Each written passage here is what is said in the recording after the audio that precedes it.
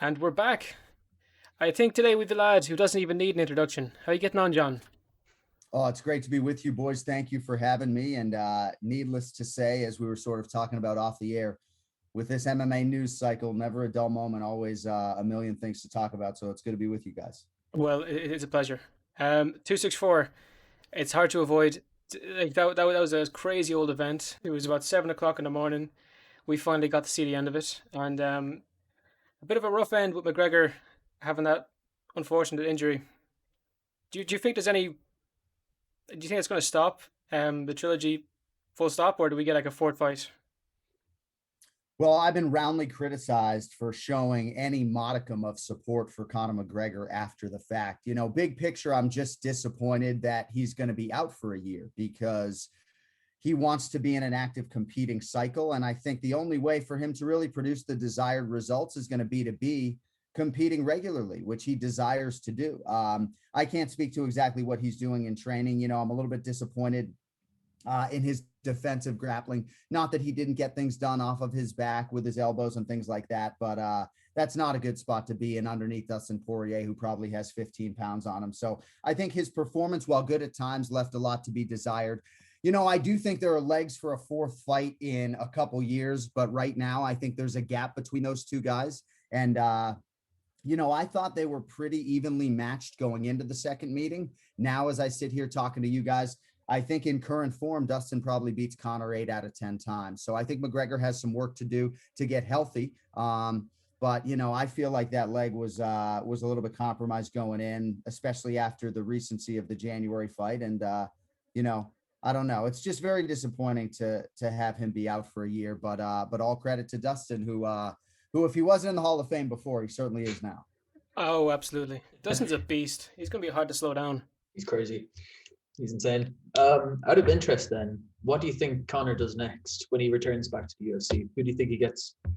It's hard to say because I think the landscape will change. It's not going to be a championship fight. I think he would probably like to prove himself against somebody at 155 pounds in the top 10. Maybe somebody like Justin Gaethje or Michael Chandler. It really depends. I mean, the Nate Diaz fight is always going to be there, but I think most of us would like to see Conor compete at 155 pounds. I really want to see if he can prove himself at lightweight. 1-3 right now. I don't have to tell you guys at 155 pounds in the UFC. So they're always going to be big fights. By that point, either Charles Oliveira or Dustin Poirier will have lost a fight, right? So, I still think he's much more relevant than my peers seem to think right now. But I guess we'll just have to find out. Yeah, it's a weird old spot to be in, especially with you being so close to it. Ringside, like, what was it like on the night? It seemed to be electric. Oh, no doubt about it. I mean, 20,000 people felt like 30,000 people. I don't know that I've ever experienced a crowd quite as electric as Jacksonville when we returned full throttle with fans for the first time back in April, 3 title fights. But there is nothing like a Conor McGregor fight night and fight week. I just can't even profess to you guys how special it feels for me as the UFC play-by-play commentator. When another champion is fighting, I might do 5 to 7 interviews like this over the course of the 10 days leading up to the fight. You probably heard me say this. I got 36 requests during the McGregor fight week, and I think I did maybe 19 or 20 spots, over the 10 days. 6 in one day at one point. The sport is just better with him in it. And there are those who suggest that everybody in the top 15 right now beats Conor McGregor. I'm not one of those people, but only time will tell. And as far as his words, obviously I'd like him to soften them up and not be coming to people's family and talking about fatalities and things. But I don't lean into it as much as my colleagues either, right? Like, I don't think it's as big a deal as other people. And I hope people can respect that I'm just one man, one fan with an opinion. But that's kind of where I stand on everything. I'm excited to see Dustin challenge for the undisputed title. I don't think it'll be any sooner than December, but just a crazy world, this MMA world in which we live, boys. It is crazy. But it's even crazier than the entire event. That suit you had on, man. That was a really nice suit. That was killer. Well, thank you guys. It's funny because Gilbert Durino Burns' suit guy lives or operates, I should say, 5 minutes from my front door. So he offered to make me a suit for the Conor fight. And I'm looking at fabrics and I see this pink and it jumped out at me. You know, it's a little bit of a softer pink, right? It's a little bit subdued. I think it's like the perfect television pink. And I think it worked, all things considered. You'll never see it again, though. I can assure you of that. One and done, but it was summertime. It was a McGregor fight. The pageantry of it all, it just felt right. And the response has been crazy, you know. So obviously a play-by-play guy, we're trying to sort of lay back in the cut and not be the center of attention. So, you know, maybe this one night we upstaged my best friend, Bruce Buffer. So I guess I owe him an apology when I see him this weekend. That's rough. When we spoke to the Bruce, man, his suits, like, I think, Thomas, you asked him, like, what happens to them when he's done? Because there's just so many and they're always like just crazy. So listen to this, right? So this new suit guy, Mark Russell, who made me the pink suit, right? Forgetting that it's a pink suit, forget it's a black suit. But when I first walk into his showroom, you know, he says, all I ask is that you never wear a suit twice on TV. And I'm thinking, what are you fucking cutting me 25 suits? Like I got to wear a suit 25 times a year. And I think for certain suits, like a straight black suit, he would let me wear it twice. But for the most part, he says, especially ties and suits, never wants to see them a second time. What Bruce Buffer does, and over the years, he's accumulated hundreds of these, he puts it at the back of the line, right? So he wears a green jacket at UFC 264, and then, oh shit, spill my coffee. Then it goes into a rotation where it goes to the back of the line of, say, 50 suits that he'll reuse. So it'll take 50 shows, you know, or a year and a half, 2 years for it to get to the front of the line again.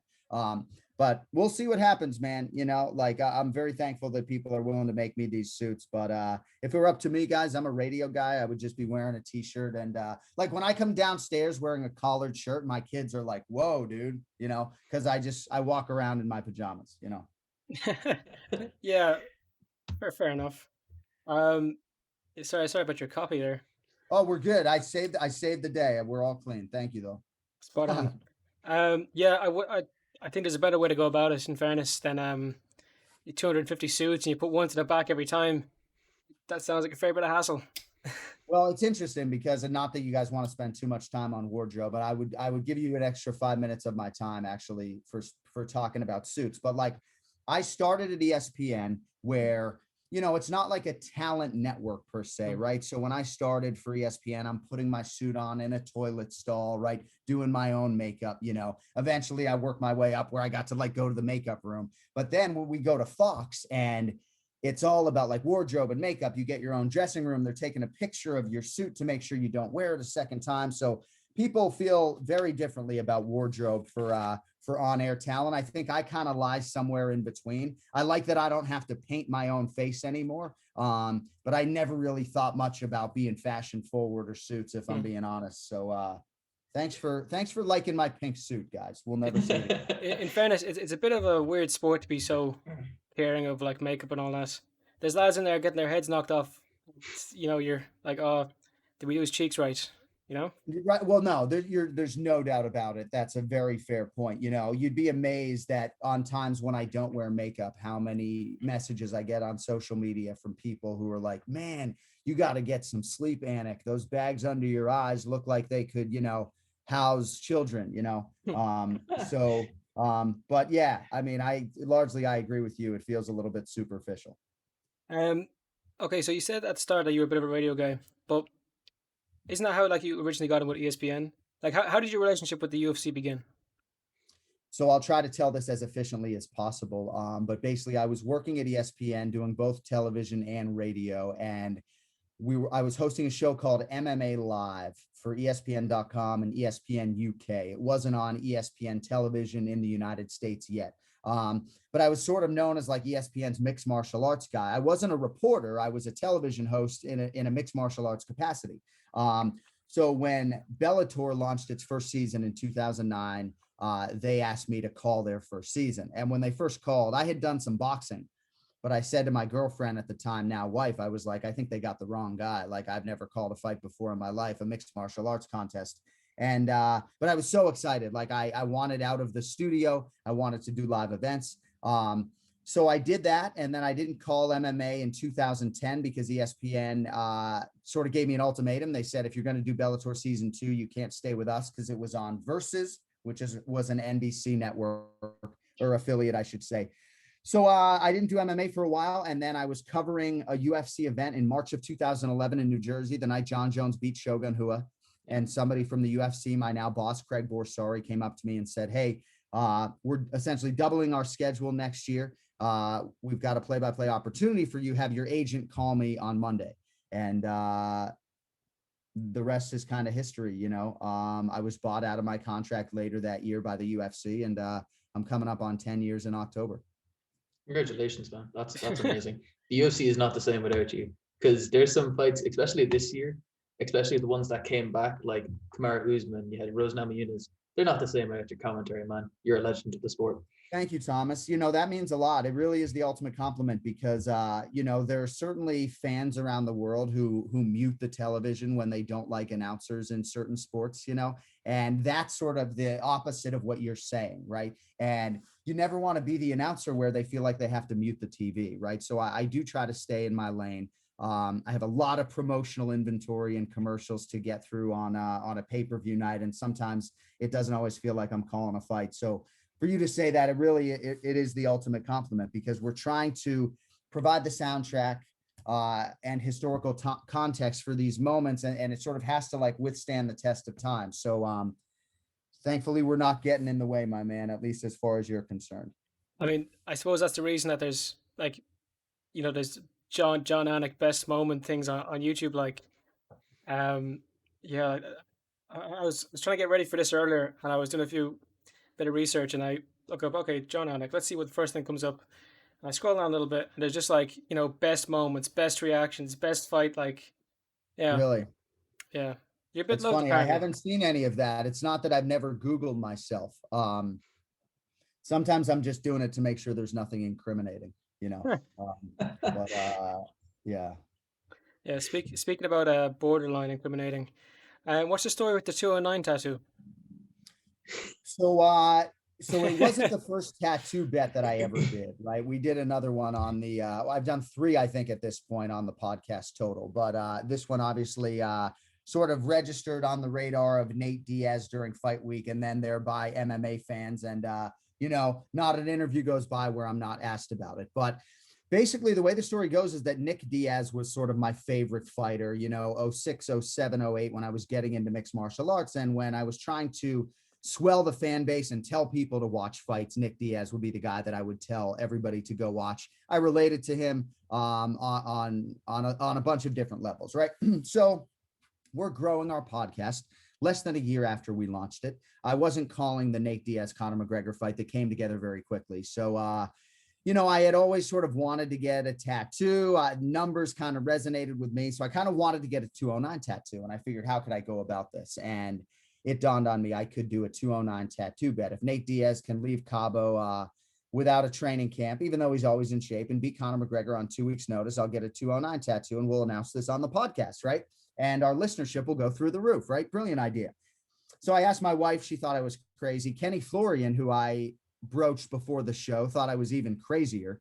But I eventually did it. And, you know, if you listen back to the audio, I say, you know, I might even get the tattoo if he loses. I fucking love these guys. You know, it was meant in some part as a show of respect, even though I thought he was up against it, because I hold Conor McGregor in high regard.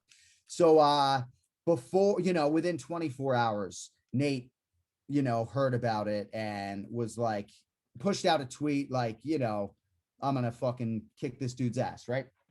So I get a call from my boss, like, what happened on the podcast? And I was like, all I would ask is that you at least listen to the audio, give me the benefit of the doubt. And he's like, all right, well, you can never be predictive in nature on your podcast ever again. And I'll get back to you after I talk to Dana and Lorenzo. Never heard back from him, but I had a very scary 12 hours. My wife was like, you're a fucking idiot, you know, putting our future in jeopardy. Never heard from them again. And I think in retrospect, it's probably the most I've ever done to push a pay-per-view. After the fact, Nate, at the post-fight press conference, a clip I have since shown my daughters, by the way, because they keep asking, he grabbed a mic at the end of the press conference. He said, "One more thing, Jon Anik better get a 209 tattoo, or I'm gonna Yeah. whoop his little ass." And made the tattoo appointment, got it, and it's been sort of a calling card for me, like it is for them, I guess, ever since. How long did that take me to answer that question? Not too long. Good fucking story. Crazy. Yeah.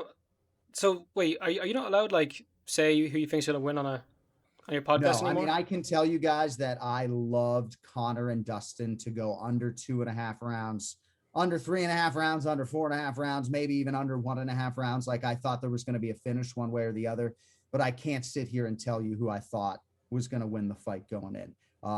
And you know, we have a lot of inside information. It doesn't necessarily result in you being right all the time. But oftentimes we sit down with two different athletes and see where they are, and it gives us a pretty good inkling as to who might be in a better place mentally or physically. But yes, I'm glad to be out of the prediction business because I think MMA is hard to handicap. Out of interest, does that just apply to UFC? Are you allowed to predict other things like, upcoming is this Jake Paul versus Tyron Woodley fight? Would you be allowed to make a prediction for that? You guys have great questions. So when I first hired, I signed a document, as I think we all do, that said I couldn't bet on the UFC. The document was later amended to include all mixed martial arts and boxing. So I can come on here and tell you who I think is going to win between Jake Paul and Tyron Woodley, but I can't bet on the UFC, obviously, any other MMA promotion or boxing.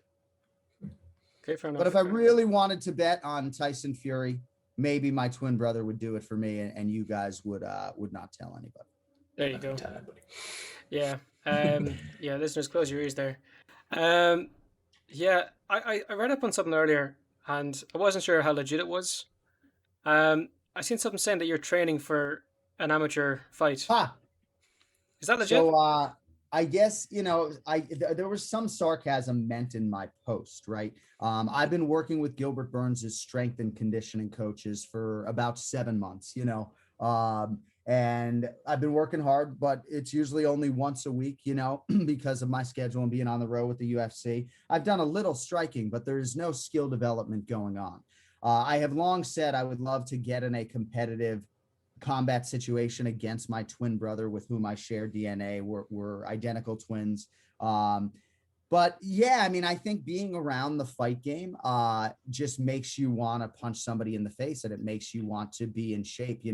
I can't help but try to better myself a little bit physically because I'm around all these athletes that are largely in tremendous shape and working out all the time. But yeah, I have no shortage of people who now obviously want to fight me. The biggest holdup for me is not my age. It's that, I've had 3 pretty serious concussions in my life, 2 of which I was hospitalized for out cold playing basketball. So I've hit my head really hard. So that does give me pause. My short-term memory is already pretty compromised, if I'm being totally honest with you guys. But I'd be lying if I said I didn't want to get into a scrap, especially with my twin brother, for charity. And just out of interest, are you allowed to predict that fight?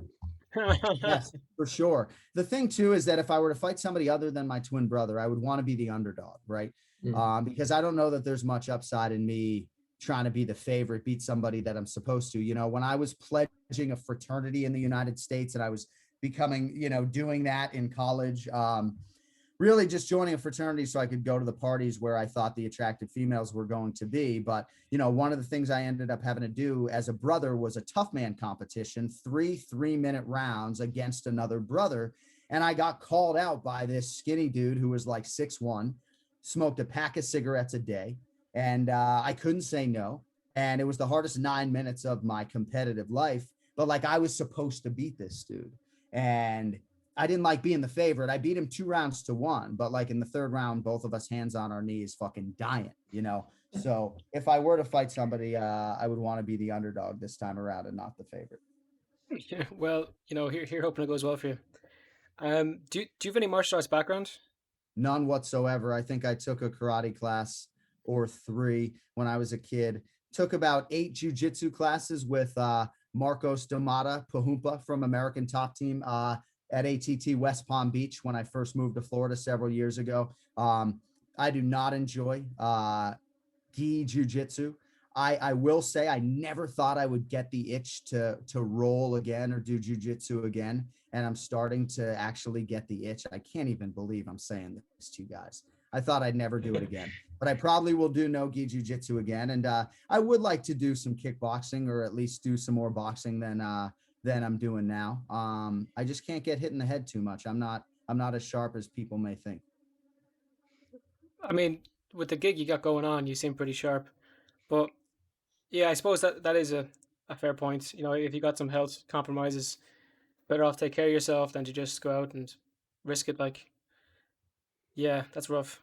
How Um, old are you guys? 19. 20. Yeah, so I'm 43, so right, like obviously that it's sort of, you don't want it to catch up to you, and it's like I'm hopeful that I got another 10 years in me on the road with the UFC, but it's a grind. I mean, changing time zones constantly, 27 Brazil trips, probably 10 or 12 to Australia, like I feel pretty good, all things considered, but it does wear on you, the red eyes and the overnights and things like that. But man, you guys got it going on for at 1920, man. Much respect to you guys. 200 plus episodes on a podcast, and Ah, knowing what stop. questions to ask. Seriously. Appreciate Uh, that. dude, thanks. No, I just want to talk to cool people like yourself. Like, how long can I keep watching UFC and not at least ask if you'd like to hop on? Because I see you out there now, and Mhm. you're just going 90. You know, like you're probably one of the more intense ones. Like DC has a good laugh. Joe Rogan can just rely on being Joe Rogan and being funny. Yeah. Yeah. Michael Bisping, same as, is funny and a bit more laid back, but you're kind of like steering it in the right direction and being the more professional at it. If you get what I mean. Like the lads are a lot more laid back.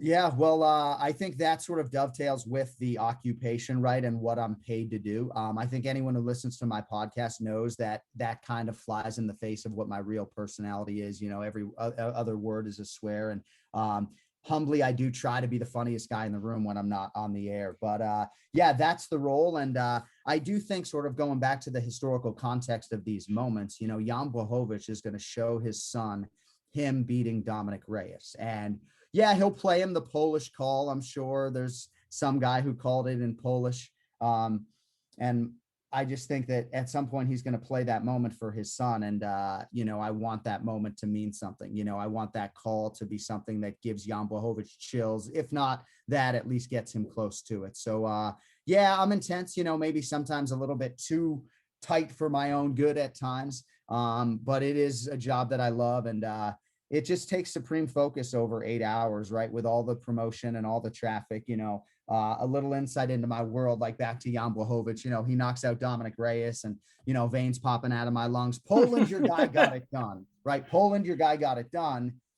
And then we're traffic, right? So I'm getting traffic. We're doing this, fight replay brought to you by fucking Nemiroff. And then maybe I'm going into the octagon to do a post-fight interview. So there's not a lot of time to sort of rest in the moment.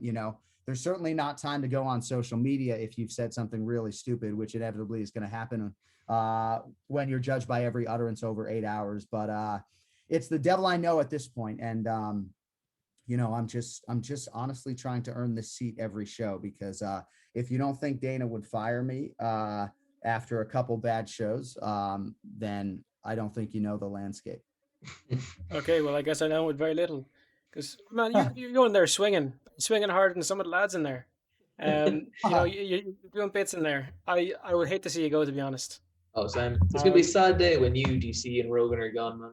It's gonna be Well, I can disappointing. tell you, Joe has never been happier doing the job, and he deserves a lot of credit, right? He was in a two-man booth with only a play-by-play guy for his whole career, and then has to embrace a new play-by-play guy, and most of the time then a pro fighter into the booth. And I just think he doesn't get enough credit for his willingness to lay back and feel out a three-man booth, because I think largely mixed martial arts commentary, I think it's probably better in a two-man booth. We've found our groove, but because the sport happens so quickly, it can be challenging, right? And sometimes I'll get off the air and I'll hear from people that are like, man, you didn't say much tonight. And it's like, well, that's because in a three-man booth, and if I'm in a two-man booth, right, and my analyst stops talking, nobody else is going to talk, right? Unless it's me, right? Whereas if Joe Rogan stops talking, there's a 50% chance Daniel Cormier might talk. So you might hear me lay back just in the event that Daniel, former 2-division goddamn champion, might step in, So I think for all of us, we've had to navigate that. I don't think Joe is going to go anywhere anytime soon. I think he's a lifer. I think we all recognize that we have a dream job. And even if they were to slash our pay, I think most of us would be holding on tight to that seat. Hopefully Dana didn't hear that. He's known to be a big fan of the podcast, so he is. He's always the Soon phone's enough, going off Gerard. now. There Soon you go. enough, Gerard, man. 230 shows at 19, 20 years old. Soon enough. And just a little quick More message lads to like Daniel. yourself. It's a little quick message to Daniel Cormier. Stop ignoring my emails, man. I know you see them. Like, well, it's interesting, right? Because He's a like beast. there's a chance that I might have missed your correspondence, right? With all the noise, right? There was a time in my career where I would do 100% of the requests that came my way. Now, I probably don't see half of the requests that come my way, but I still try to do things like this because you guys obviously go about it the right way. And, I was in your shoes at one point in time. I wasn't as entrepreneurial probably in spirit or as forward thinking at your age for sure. But, I don't know. I try to do as much as I can within reason, especially when I'm on the road and I have no children. So. Well, there you go. Time's on your side, man. And just before we end, I do actually want to thank Jason Anik for putting us in contact with one another. He was very helpful. Was my brother the impetus for this getting done? Yeah, he sent me along your email. Really appreciate that. And he just cleared the room so we could. He might be back in here in a minute. If so, I'll call him on. I appreciate that. Legend. I have a question there for you now, but I'm after having an old brain fart. What was it now? No, it's gone. It's gone. It happens to me all the goddamn time. If I don't write down a note, it happens to me all the time. And we did, I think, 12 fighter meetings yesterday. And there's nothing worse than when you have like a final question for a fighter. And then he starts answering and you're listening intently. And then you lose the question. And then I got to send it over to Michael Bisping. And that's it. And I never got the chance, Actually, I remember it now, but have you ever had like those freaky moments with that when you're like interviewing a fighter? They do something sporadic, they don't really answer the question, stuff like that? Yeah, I mean, at this point, I sort of have the experience to navigate most situations. The fan base was upset for me when Ben Rothwell, back in the day, cut some WWE style promo after a win. And I went back in to ask a further question. And I went back to my hotel room to order a cheeseburger, and the fan base was livid. Now, I am not a pro wrestling fan, so I know what it means to cut a promo, but at that point in time, I'm more curious journalistically what Ben thought of the win. We're going to show a replay. Like, I wasn't in the mentality as an interviewer at that time to just let a guy cut a promo and walk away. I learned a valuable lesson that night. I've learned a lot of those over the years, but it is what it is. I mean, I would say largely a show doesn't go by where I'm not putting out some sort of fire with either a fighter, a coach, or a fan. And I try to address things that I think deserve being addressed as much as possible. I will tell you guys, like, for the first time in 308 episodes of the Anik and Florian podcast, Kenny and I really seem to upset our viewers and listeners with some of our defense of Conor McGregor last week. I seen that one. I don't know if there will be damage control this week, but we take that criticism very seriously. So we will at least address it off the top of the show. But the thing is that I am truly one man with one opinion and really one fan with one opinion, right? So it's like when people say, I've lost all respect for you with this Conor McGregor defense, it's like, man, if I haven't established enough goodwill in 5 to 10 years with the fan base, then maybe I don't want the respect from those people, because at the end of the day, I'm really just one guy cracking a mic, trying to provide free content for fans and giving you my opinion. And when I hear talking heads suggest that, Drew Dober would be a -500 favorite against Conor McGregor in so many words, I don't agree, so then I defend the athlete. And if that is going to bring some venom my way, I guess so be it. But hopefully people can just be respectful in the space,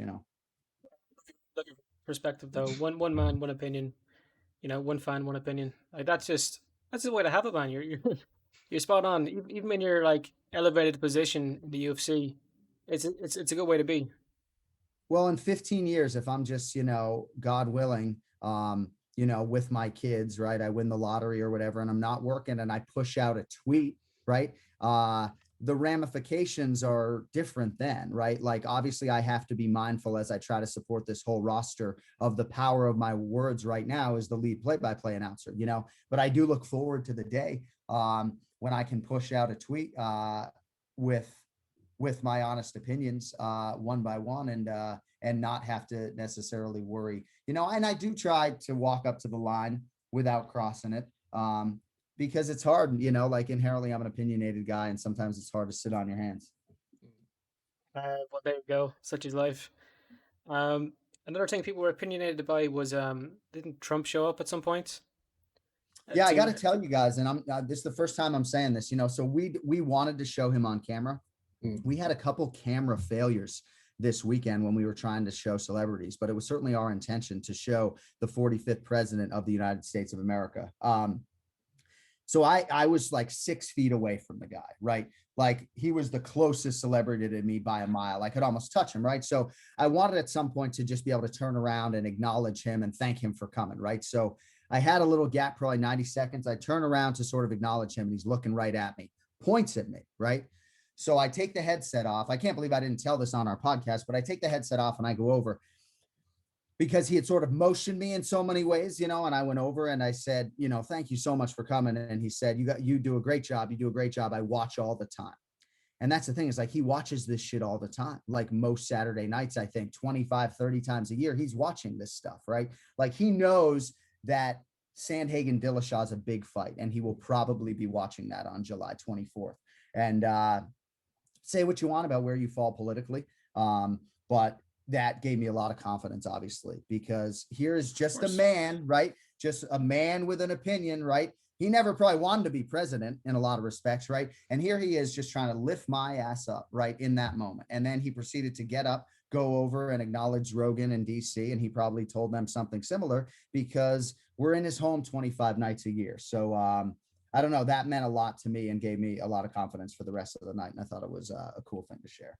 of course, we were saying that earlier on, irregardless of the political beliefs and all stuff. It's the president, man. It's the ex-president. You're gonna go and say hi to him, Name one person that if they were put in the room with Donald Trump, they wouldn't get a picture with him. I could, but no, I hear your point. No, I don't.